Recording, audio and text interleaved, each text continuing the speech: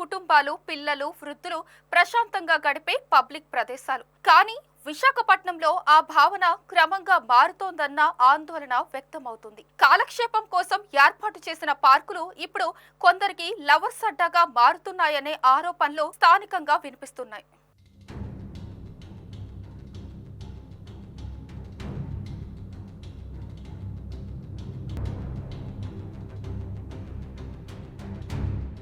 నగరంలోని పలు ప్రముఖ పార్కుల్లో బహిరంగంగా అనుచిత ప్రవర్తన పెరుగుతోందని స్థానికులు ఆవేదన వ్యక్తం చేస్తున్నారు.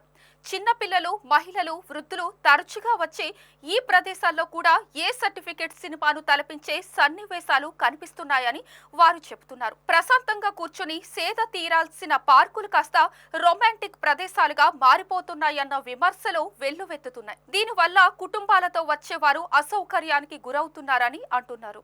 ఇదిలా ఉండగా వైజాగ్లోని కొన్ని పార్కుల్లో ఉదయం నుంచి మధ్యాహ్నం వరకు కాలేజీ విద్యార్థులే ఎక్కువగా కనిపిస్తున్నారని స్థానికుల మాట. చదువుపై దృష్టి పెట్టాల్సిన వయసులో తరగతులకు హాజరు కాకుండా పార్కుల్లో సమయం గడపడం భవిష్యత్తుపై ప్రభావం చూపుతోందన్న ఆందోళన వ్యక్తమవుతుంది. కొందరు విద్యార్థులు ఈ పబ్లిక్ ప్రదేశాలను అనవసర సమావేశాలకు వేదికలుగా మార్చేస్తున్నారన్న విమర్శలు వినిపిస్తున్నాయి.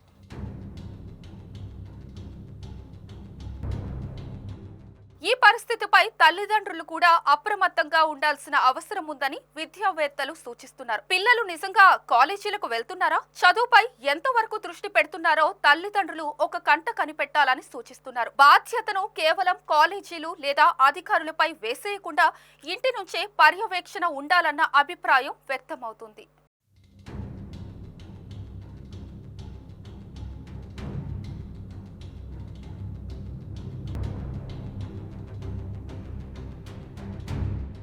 పార్కులు అందరికీ చెందినవే, కానీ కొందరి ప్రవర్తన వల్ల మిగతా వాళ్లు ఇబ్బంది పడాల్సి వస్తోందని పలువురు స్థానికులు అంటున్నారు. పిల్లలతో వచ్చే తల్లిదండ్రులు అసహనం వ్యక్తం చేస్తూ పార్కులో పర్యవేక్షణ పెంచాలని డిమాండ్ చేస్తున్నారు.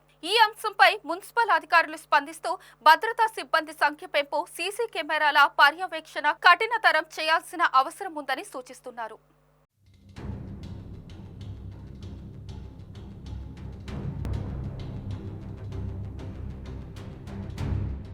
మొత్తంగా చూస్తే పార్కులు పబ్లిక్ యూటిలిటీగా ఉండాలి తప్ప విద్యార్థుల గైర్హాజరికి లేదా అనుచిత ప్రవర్తనకు కేంద్రాలుగా మారకూడదన్న అభిప్రాయం బలంగా వినిపిస్తోంది. అధికారుల పర్యవేక్షణ, తల్లిదండ్రుల బాధ్యత, విద్యార్థుల స్వీయ క్రమశిక్షణ ఈ మూడు కలిసి పనిచేస్తేనే పార్కుల అసలు ఉద్దేశ్యం నిలబడుతుందని నిపుణులు అభిప్రాయపడుతున్నారు.